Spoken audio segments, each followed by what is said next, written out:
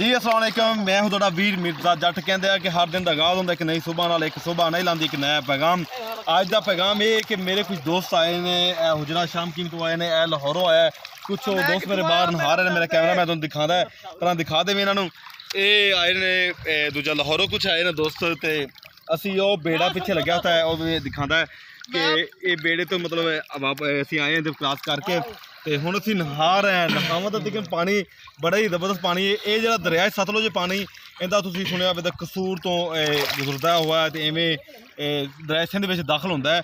इहदा पानी इंडिया चों आंदा, दरिया सतलुज का पानी जो कि है इंडिया चों निकल के पाकिस्तान के दाखल है। लेकिन जो ये अक्सर सैलाब की शक्ल नाल भी इख्तियार कर जाता है।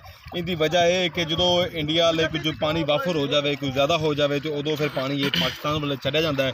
उदों जो काफ़ी पाकिस्तान में इस बारे नुकसान होंदा है, फसलों के बारे नुकसान होंदा है तो और काफ़ी कुछ झोंपड़ियाँ वगैरह मकान वगैरह इहदे नाल ज़मीन मतलब बोस हो जाते हैं तो काफ़ी नुकसान होंदा है। लेकिन ये काफ़ी जरा मज़ेदार ये गल है कि जो भी दरिया आता साढ़े जमीनों के पानी उच्चे हो जाते, ट्यूबलों के पानी उच्चे हो जाते, मोटरों के पानी उच्चे हो जाते हैं तो काफ़ी जो जानवर मवैशी सारे इतों परिंदे जिंद पानी पीने काफ़ी आसानी होंदी आ ते बड़ा ही इहदा। लेकिन ये सानू ये बेनीफिट जो इत्थे कुछ साडे मलाह है इत्थे पुराने तौर तरीके के नाल वंज नाल लियानी कश्ती उदा भी अज वंज नाल ही लियाते आ कि किसी बाद दरियावां में पुलां बनिया।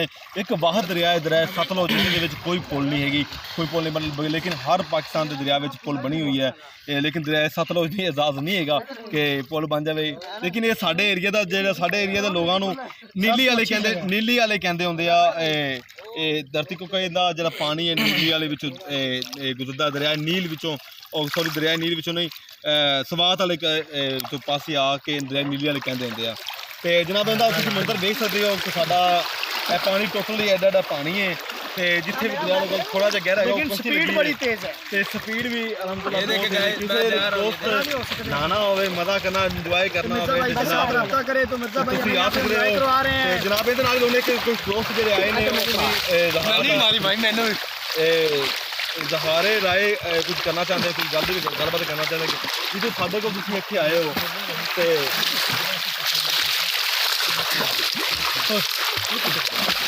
तो मिर्ज़ा भाई हमें यहाँ पे एंजॉय करा रहे हैं, बहुत मज़ा आ रहा है। मैं आया हूँ हिजरतखान टीम से, कुछ दोस्त भी मेरे आए हैं साथ। तो मिर्ज़ा साहब हमें यहाँ पे जो है एंजॉय करवा रहा है, बहुत अच्छा एंजॉय हो रहा है। जिस भाई ने करना है मिर्ज़ा साहब के साथ रब्ता करे और खूब एंजॉय हो रहा है, मज़ा आ रहा है। जी तुम पहली बार आए हो पहले दरिया के नहाते कौन नहीं नहाते?